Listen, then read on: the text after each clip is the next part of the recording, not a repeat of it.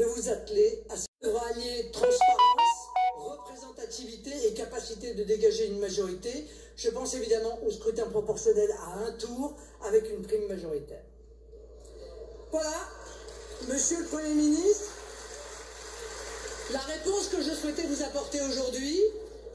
L'heure tourne et la patience des Français face au petit théâtre des partis ne sera pas infinie. Soyez donc l'acteur courageux après ces 3 interminables mois de gabegie du retour de la rationalité dans la vie politique nationale. L'heure tourne et des dizaines de millions de Français, fonctionnaires, artisans, chefs d'entreprise, employés, ouvriers, agriculteurs, ont les yeux tournés vers la représentation nationale. L'heure tourne, Monsieur le Premier ministre, et chaque seconde d'immobilisme se traduira par une aggravation du décrochage de la France, car les compteurs de la dette publique, de l'immigration, de l'insécurité, eux, continuent de s'égrener implacablement.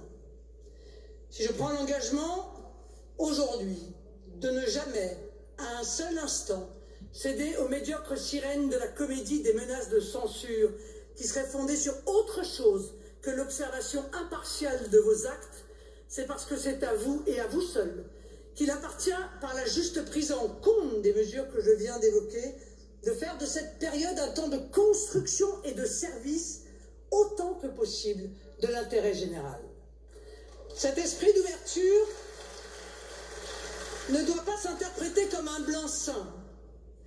Notre esprit républicain comme de la faiblesse, de l'irrésolution et encore moins une forme d'allégeance à un gouvernement que nous considérons plus de circonstance que de convenance.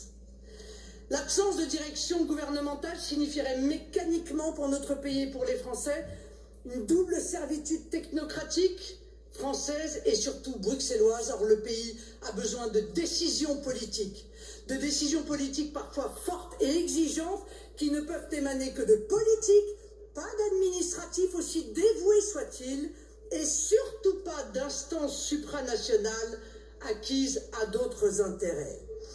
Les Français ont d'ailleurs clairement exprimé leurs sentiments, Monsieur le Premier ministre, sur les dérives de l'Union européenne aux élections européennes de juin dernier, et manifestement, ils ont exigé une réorientation drastique de la construction européenne. Ne commettez pas la même erreur qu'en 2005, quand vous avez ignoré le vote des peuples. Le retour du politique que nous appelons de nos voeux, c'est aussi la condition nécessaire de la mise en œuvre de la volonté populaire.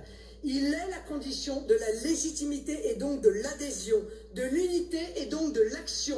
Il est la seule voie pour sortir notre pays des multiples crises graves qui le rongent, pour répondre aux graves défis que nous devons dès aujourd'hui collectivement relever. En attendant la grande alternance, nous resterons inlassablement les gardiens vigilants de l'intérêt de la France et des Français. Je vous remercie.